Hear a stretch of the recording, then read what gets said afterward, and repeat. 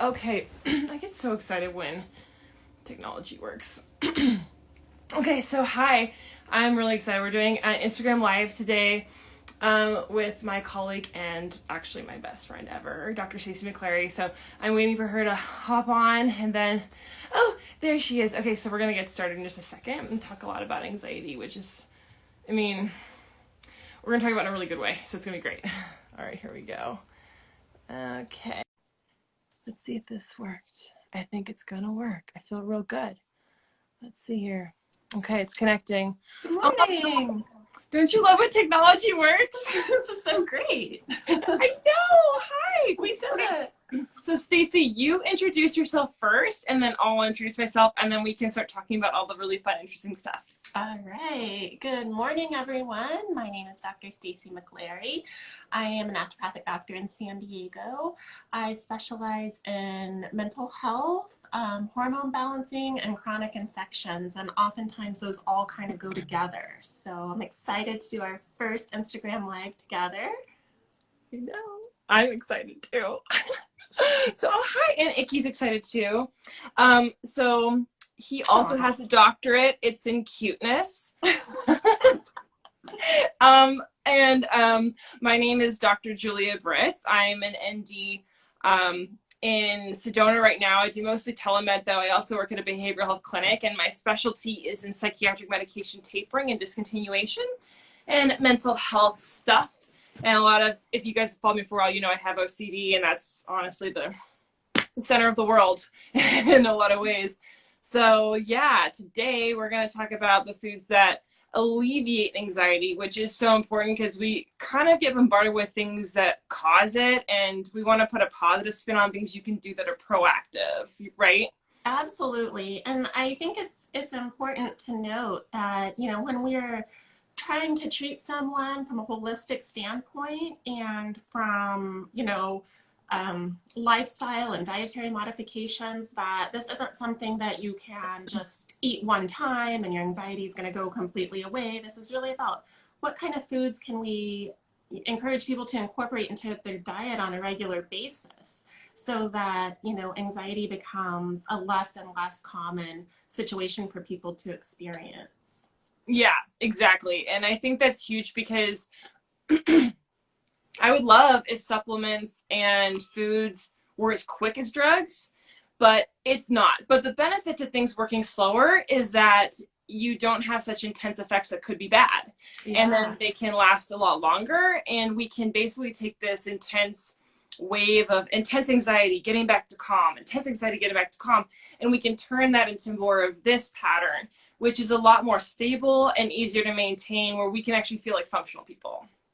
Absolutely. And I think that's one of the things that I hear patients struggle with a lot is like some days I feel fine, or some hours I feel fine, and then all of a sudden I'll just have this wave of anxiety, this wave of stress or irritability. And so how can they just start to have like a more stable mood throughout the day, throughout the week? And maybe we should talk a little bit about exactly what anxiety is before we get into how to prevent it. Okay, you go first. Sometimes I'll hear patients say, I don't have any anxiety, I just have a really high level of stress and irritability, or I just have a lot of racing thoughts. And so I think there's a lot of different terms that patients will kind of apply to the same thing, which overall I call anxiety, which can feel really, really uncomfortable for patients. Like I just can't calm down. Maybe even my heart is racing. A lot of women will say I get hot, you know, I feel hot and then I feel agitated. So, you know, and really at the core of anxiety, and tell me if you agree with this, it's really just the neurons in the brain just going a little too fast. It's those messages, the neurotransmitters that just are going a little bit too fast. And so you get this feeling of like I've had too much coffee, or I'm just not feeling right, or I just can't turn off. Yeah, I completely agree with that. And that's sort of where I think a lot of us want to go, is how do we fix the neurochemistry? And that's a really good question because, you know, we can tell that's going on. And a lot of us we're at that point now where we can feel like, hey, I'm not making happy chemicals. Like I already know that. And so we do definitely want to address those hormonal chemical reactions, and they can be really quick. Like cortisol's half-life is something like 60 seconds, but it feels like it lasts forever because of how strong it was in the beginning. So even though the half-life is really short, the potency is incredible. So our bodies can actually make these chemicals and hormones that are really, really strong. And what's cool is if we can use different foods to help modulate them a little bit, it gives us a little bit more control over our bodies, and we're not just, stuck dealing with unfortunate genetics. You know what I'm saying? Yeah, I think that's so important too. And one of the things that both of us and many naturopathic doctors do is we try to enable the patient and empower the patient to take control of their own health. And so what are some really simple things that they can do in order to feel like they have control? Because overall, I think anxiety does produce such a feeling of a lack of control, and that vulnerable feeling and that feeling of I can't calm down. I can't control my thoughts. It's really crippling for some patients. Yeah, it's completely crippling. And I think we all get there, and some of us are there, for way too long, and it's a little bit unfair feeling. Yeah. And I think I do hear a lot of people tell me, like, I don't have anxiety, but I have stress, Yeah. or I'm just really nervous. Yeah. And for me, I would describe it as like a very high pitched thing. Like to me, depression is low pitched. It's like heavy and sinking. And it's like the sound, I don't know why I hear it, but like to me, it's this kind of grayish thing. And anxiety, and this is all medical terminology, obviously. And yes. And the anxiety is like super intense and sharp, and I think that's sort of why. I think it's like got this really like pointed thing about it to where like once you're on it, it's hard to get stable and get down. Yeah. So, really painful and prickly, and just that feeling of feeling uncomfortable in your own skin. And again, a little bit of that out of control feeling. And nobody wants to feel that way. And you're right, we all feel that every now and then. And when we talk about stress and stress-inducing anxiety, I think it's important, especially in the times that we are living in right now, to understand that stress is actually not a bad thing under the right circumstances, right? So if you're in a dangerous situation and you feel stress and you feel heightened cortisol levels and heightened endorphins, that's all doing something really important and really good for you. That's, sharpening your senses and allowing you to take in a lot of your environment. And that can be really important if you're in a dangerous situation, I think what happens is our anxiety is turned on and our stress is so high all the time. It's not that we don't want to feel stress sometimes, but only in the appropriate situation. And I think when it kind of turns over to anxiety and chronic anxiety is when we can't turn it off. And our bodies don't naturally turn it off. So we never are returning to a resting, calm, parasympathetic state, right? So if you are one of those people who kind of lives in that heightened, prickly area like you were talking about, what are some steps that you can do? What are some foods, just getting really back to the basics, just some simple foods that you can incorporate into your diet that might help your body have enough of the chemicals it needs in it to return to that resting state and to feel calm when it's called for. Yeah, and some of the foods so we each have a list. And I'm so excited to hear yours. I know, I want to hear yours too. We don't know. I don't know what hers are. So yeah, I what's really cool is the foods that I'm recommending are foods that, so I do work in a behavioral health facility where people are feeling severe anxiety, OCD, and all that stuff. And what's really cool is I've had patients tell me like that food actually does help.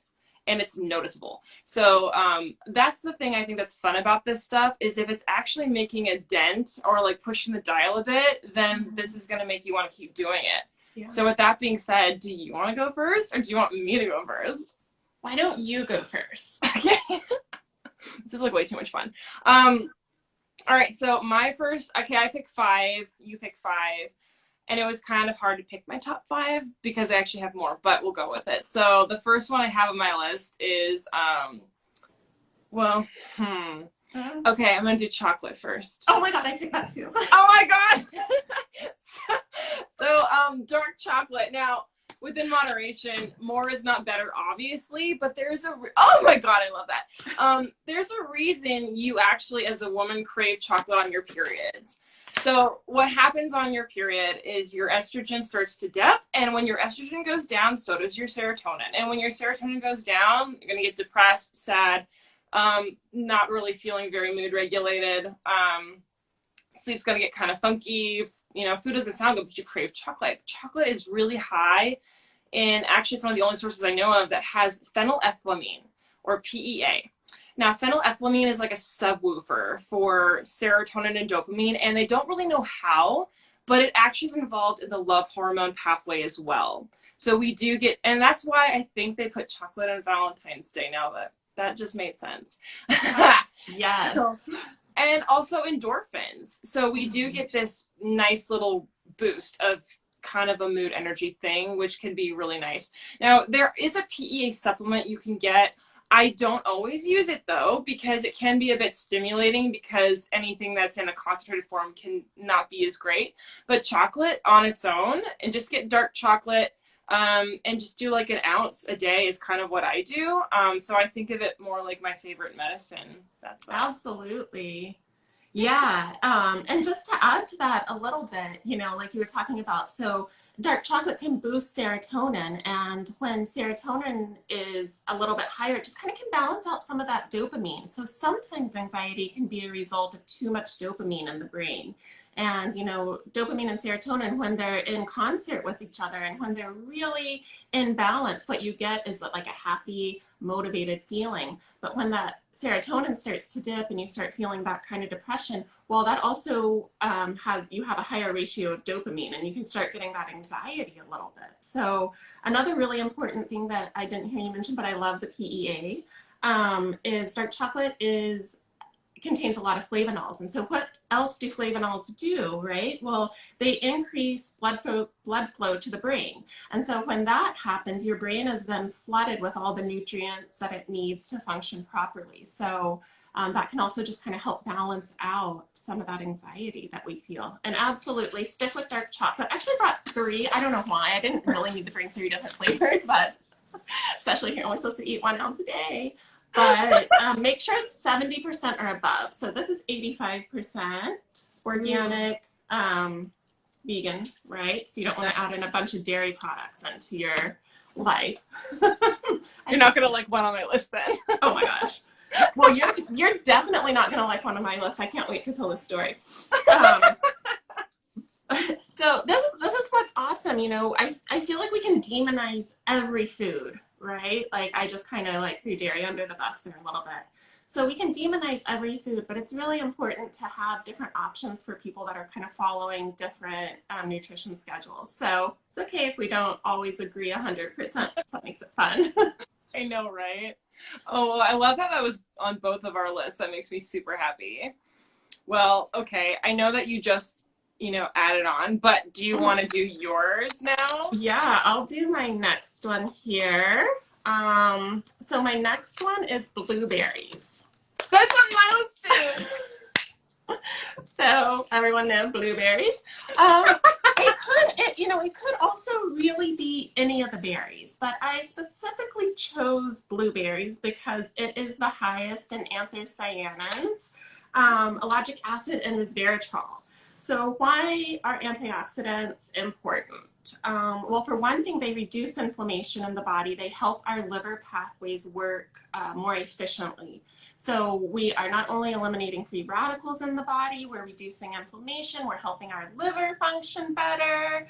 And so the result is lowering inflammation. And I feel like inflammation is something that's kind of out there. It's thrown around a lot. And we're not a lot of people are not exactly sure what inflammation means. But kind of in a nutshell, inflammation is when the body is overburdened with something that it can't eliminate, right? Whether that's free radicals, it's just the immune system overreacting just a little bit. And when that happens, that can definitely lead to anxiety. It can lead in to like a higher histamine state, which can also produce anxiety. So yeah, so that's why I chose blueberries. I think those are great reasons. And if you just started watching, we're talking about the foods that alleviate anxiety. Yes.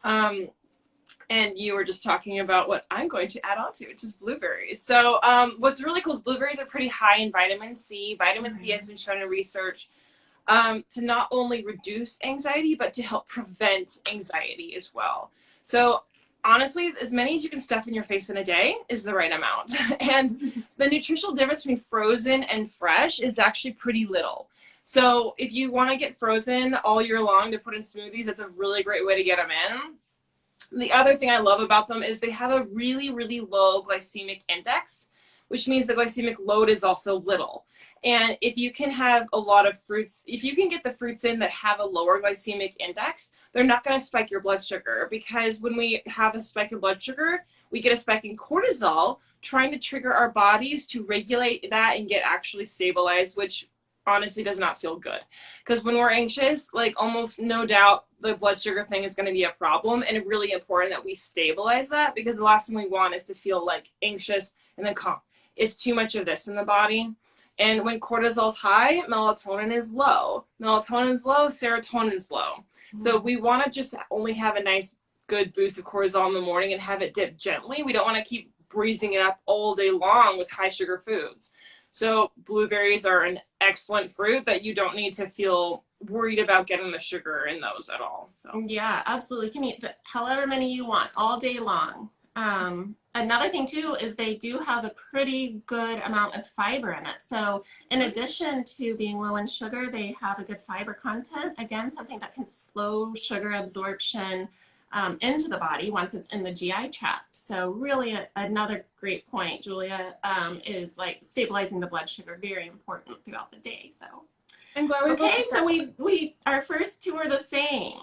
I can't believe it. Oh my god, it's ESP. So my next one is the one that I don't think you're gonna like. But, okay. All right, so it's butter. Oh, you're right. Yeah, and I guess butter. All right, but hear me out. This is my case for butter. So here's the thing. I can't do cow butter. It wrecks my gut. I had pancreatitis before.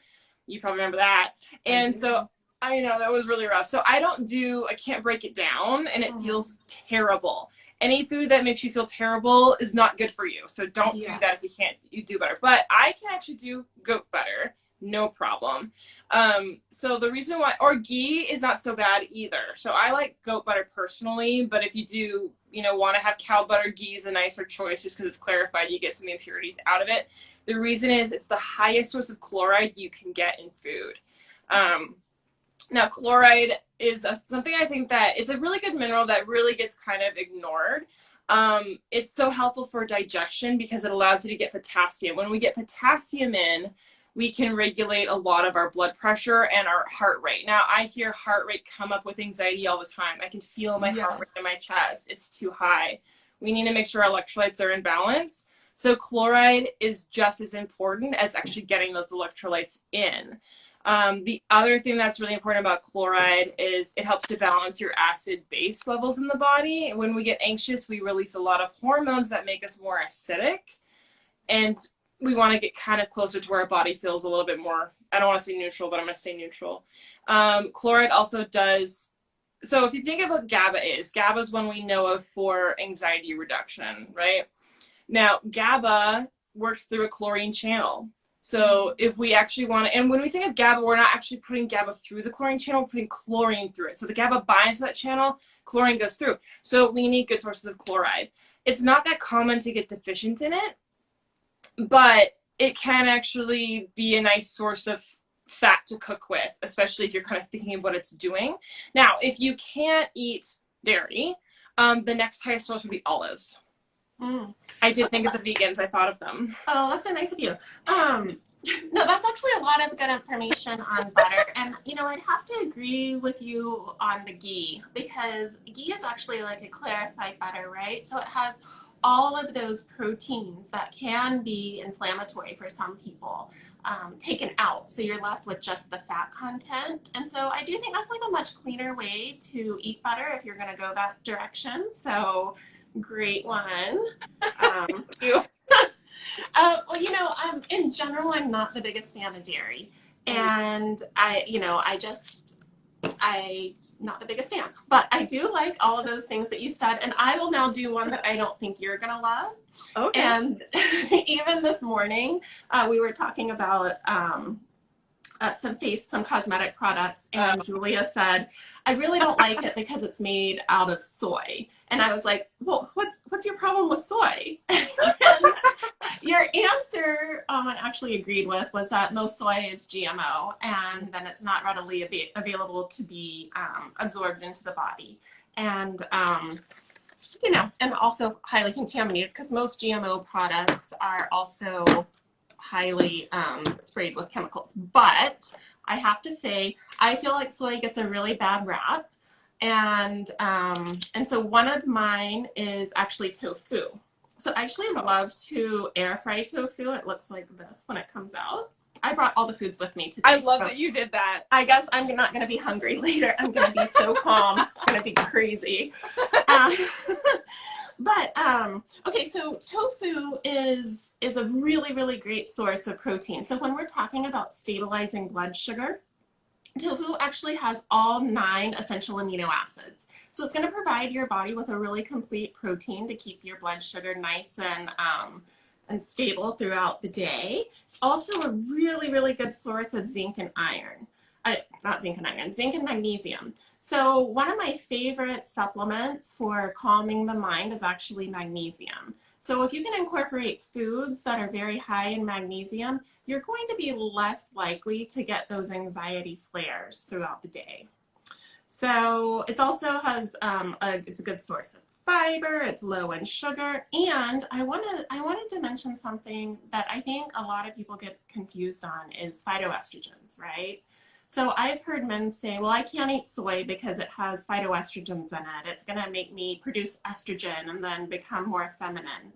I've had a lot of questions on my hormone patients, my females. Is it okay to eat soy? What if I've had breast cancer? What if I'm predisposed to breast cancer, have a family history of it? So I just want to do a tiny little thing on phytoestrogens really quickly so that everyone can understand why I think that they're good. Phytoestrogens are it literally just means a chemical that comes from plants. So phytoestrogens are in all of our vegetables and our fruits as well. They just bind really lightly to the estrogen receptors. So if you are a lady who struggles with estrogen dominance, really heavy periods, painful periods, a lot of PMS, adding extra phytoestrogens into your body is actually a good thing. It'll make those high estrogen symptoms come down just a little bit because the phytoestrogens will bind to the estrogen receptors but much lighter. So then you don't have that estrogen dominant effect. And then conversely, if you're a lady who's in perimenopause or menopause and you're not doing hormone replacement therapy, the phytoestrogens actually have the opposite effect because you're so low in estrogen that anything binding to those estrogen receptors is going to alleviate those low estrogen symptoms like hot flashes, night sweats, irritability, depressive type symptoms. So anyway, I digress, but that's why tofu is on my list of anti-anxiety foods. I think that's actually a good point because I don't want any food to be demonized because that doesn't make any sense. But I do eat tofu once in a while, organic and fermented. Absolutely. It has to be organic again, yeah. That's how I do it. And a lot of my patients are allergic to soy, so they can't do it and shouldn't do it. I'm not one of those people where I'm like, oh, just have a cheat. No, I'm pretty strict about it. But but I think the point you made about protein is so important because when we think of blood sugar, we're always thinking of the word sugar. But one of the best ways you can regulate your blood sugar is to have protein. And protein, whatever form you want to get that in that works for your body, is going to be honestly super helpful for your mood. Yeah, great point too on a lot of a lot of people not being able to tolerate soy, especially if there's celiac disease or a really strong gluten intolerance. The protein in soy can be kind of similar. So for some people, it'll make a difference. Like I can't tolerate gluten, but I'm fine with soy. But I know that there are some people who are even more sensitive or have celiac disease and they can't tolerate soy. So I think that's an important point. Like we're we're offering a lot of options here. So what Yeah. works for one person's definitely going to not, it's not going to work for everyone. And that makes me think you're going to like the next one I have. Okay. Which is one of my favorites. This is one that patients tell me they love, that they feel the difference on, and what I love about it is it's so affordable. So tart cherry concentrate. It's so good if you haven't had it. First of all, it tastes kind of like cranberry juice. So you want to get the tart cherry concentrate, not the juice. It comes in a like thinner bottle. And if you go to the juice section of like Sprouts or Whole Foods or whatever, it's about $7 or $10. Whereas if you go to the supplement section, you'll find the same one for like $40. So get it in the juice section. You do about 2 tablespoons in some water. I actually even put chia seeds in and let it sit overnight, and then I'll drink the whole thing the next day. That's a really good way to do it. But what's cool about tart cherry is that for mood and sleep and pain, it's such a good basic thing to have in, and it makes a huge difference. Because tart cherry, it helps to, it increases your body's own endogenous production of melatonin. So it's really, really subtle. So I'll drink it in the morning, but it naturally starts to get your serotonin pathway working. So when you think of mood and sleep, that's what your serotonin is. So it'll help get that kind of going naturally and gently, which I think is so important. Also, the most important thing it does is stabilize blood sugar. So, and that one, again, is so huge, especially if you're getting these mornings where you're just panicked and you wake up with anxiety and you're just wired from the get-go and your sleep's really bad. I don't know, and I can't diagnose you, but like blood sugar is probably a factor, I would say. So that's super, super important. The other thing I would say about tart cherry is it does move out a bit of uric acid. So I really think that's interesting because back when they were doing lithium for the first time, lithium salts back, in the 1950s, I think, they thought that people had gout in the brain. That's what bipolar was to them. They're like, oh, people have high uric acid. That's why they're feeling bipolar. And it turns out that's not true. But the lithium helped anyways. So I do think there's something, and maybe you can explain this because I haven't really looked into it, but there's something about the uric acid and the brain that maybe, I don't even know, but I love tart cherry. So that was mine. Yeah, I wish I did know. I wish I could answer that question. That'd be great. So thanks for the lead in, but I can't answer it. But I'll look into it. But I do love tart cherry for those same reasons. It's a really good one. Stabilizing the blood sugar, and I actually do use it a lot for pain, specifically for joint pain. And, one of the reasons is that it moves the uric acid out. So chronic infection patients that I see a lot of, they often have this chronic joint pain, swollen hands, really painful joints. So even just adding a little bit of tart cherry over time, again, this is kind of something that you need to do over time, can help with that pain without having to add on additional medication. So that's true. And I use it when I get menstrual cramps, and I swear it works just as well for me as ibuprofen. Awesome. Yeah. It's great. Good one. I love it. Okay. I think that you're going to like my next one. I'm sure I'll love it. It's cashews. I do love it. So it could really be, or walnuts. I mean, basically not any nuts, but cashews and walnuts specifically are really high in omega-3s, right? So we want to get in those essential fatty acids. One of the highest nuts in magnesium is the cashew. And what magnesium does, I know we've talked about magnesium a couple of times, is it prevents calcium from entering into the synapse too quickly to fire off those what's it called? The potential thing, the action potential, right? So when our brain is firing too fast and it has perhaps too much calcium, not enough magnesium to balance it out, that's when we get it just kind of firing over and over and over, and those racing thoughts, ruminating thoughts, kind of that shaky feeling that we associate with anxiety. So having like a nut butter, a cashew butter, just eating a couple of walnuts throughout the day is it also helps stabilize blood sugar because of the fats. So what stabilizes blood sugar, right? Protein, fiber, and fats. Maybe I'm missing something. And then eating a low sugar diet. But yeah, I love cashews and walnuts just to kind of snack on throughout the day. That's such a good one. And what I love about nuts in general is that they have such a good high quality fat content. And our brain is 70% fat. And people that are fat deficient, which is more people than they think, they're experiencing things like dry skin, blurry vision, flakiness in the scalp, phobias, PMS, trouble concentrating, anything with cognitive decline, OCD, you name it. So there's actually a lot of reasons to have fat, because when we're low in fat, we generally feel pretty terrible. So I love that you picked that one.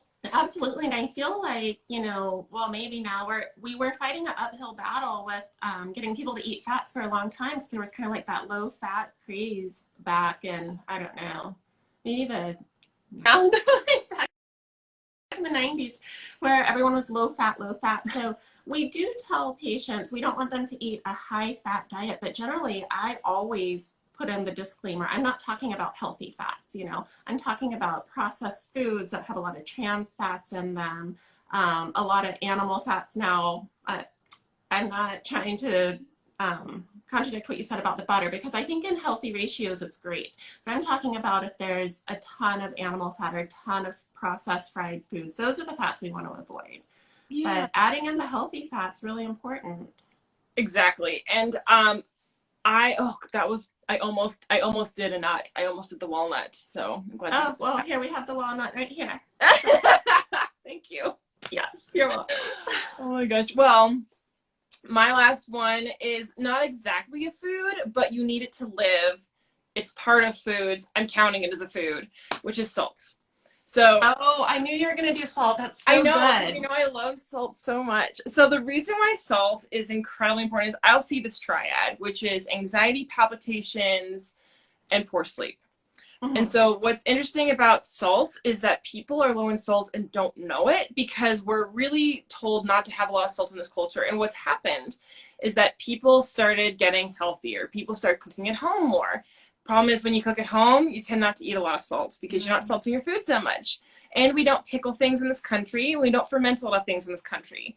So, for example, here, they recommend like 2.3 grams of salt a day, which is about a teaspoon of salt, which oh my God, that's not that much.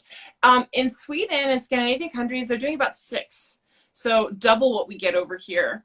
Now the kind of salt's really important too, but I'll talk a little bit more about why I like it. So it does improve insulin receptor sensitivity. So again, with the blood sugar, can really help regulate our heart and our thyroid, which is one of the main glands we associate with stress, because if your thyroid starts to tank, your adrenal glands, it goes on a cascade. Some of the deficiency symptoms associated with salt would be confusion, nausea, fatigue, anxiety, headaches, cramps, lethargy. Pretty terrible stuff. And what's interesting is that they did a really cool study on bugs. They found that they're trying to figure out why bugs became cannibalistic.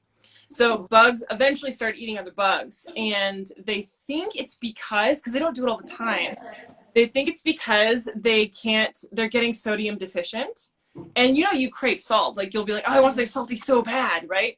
So if we don't get enough salt, we can't work with, our electrical, everything goes haywire. But anyways, bugs become cannibalistic when they're trying to get the blood of another bug, and they want the salt. Oh, that's so interesting. I know. I really like Redmond's real salt. It's my Me favorite. too. It's the best one. It's got a really good mineral content profile. They get out of the ground in Utah, and the oceans, unfortunately, are really dirty now, which is kind of a bummer. But that's why I don't really go with the ocean salts. But honestly, anything pink is better than anything white. I know what you're thinking, but Julia, you just said chloride's important. Shouldn't I have table salt because it's got so much chloride in it? And yes, it does, but you're also going to get bleaching agents and caking agents, and they've removed every other mineral out of the salt except for the sodium. It's not in balance. So I would not recommend table salt as a way to get sodium and chloride. I would do it separately. Yeah, that's so great. I also love Redmond salt, and I learned that from you. And I have it everywhere. And once you start and you get used to like a really high quality salt like that, you can totally taste the difference. Oh, you totally can. And then regular table salt starts to taste really gross. So I like that you tagged them there. Okay, so I agree with the salt. Love salt. Okay, my last one is actually not a food either, but it's a drink, and it's passion flower tea. Oh, that's a good So one. all of the things that we're talking about so far, I mean, maybe with the exception of salt, if you are sodium deficient and you can start to recognize that in your body and you can start to feel it, you might be able to tell yourself, okay, I should go have a little bit of salt, and that could actually calm your anxiety pretty quickly. And I think everything else is kind of like, something that you need to incorporate into your diet over a long period of time. But passion flower, there's a ton of research on passion flower, and there's over 500 species of passion flower, which is pretty cool. But there's multiple studies that show that passion flower actually boosts GABA. So we mentioned GABA a little bit earlier. It's our main neuroinhibitory transmitter. So again, when we have our messages in our brain just going a little bit too fast and we start to just feel a little bit prickly, a little bit uneasy, a little bit out of control from the anxiety, drinking passion flower tea can have a pretty immediate effect on just kind of an overall calming sensation for the body. Some people use it to induce sleep or just to calm themselves at night, but really any time of the day. So it is something that I have on hand if I start to feel a little anxious during my day. And I think there's something nice too about just like having like a nice warm drink that is calming and comforting. I think so too. Heat is actually, your heat receptors are more sensitive than your pain receptors. So I do think there's something to be said about if we have any tummy upset, drinking something hot actually does help just for the reason that it's hot. Yeah. And there's such a huge gut-brain connection that if your stomach starts to calm down, your brain will probably calm down a little too. Yeah, great point. So, yeah. Oh my God, that's our 10. That's our 10. It's really only 8, right? Because we overlapped on 2. But I know, because they're that good. Yeah. But this was so much fun. I wasn't, really able to read any of the questions, but if there are any questions or any topics that anyone wants us to discuss next time. Yeah, and feel free to definitely, follow Dr. McLary, message us on anything that you have questions about. And can I show you guys something really funny to wrap it up? Okay, you gave me this. You gave me this for Christmas. And yeah. I know. And I was wearing it the other day during a telemed appointment. Now I'm going to show you why it's so funny. So it was cold, it was snowing, and I was making banana bread. And I was just like this. So people thought I was in like a really comfy blanket. And then I said, hold on, I've got to get my banana bread. So I got up, and this thing is so huge.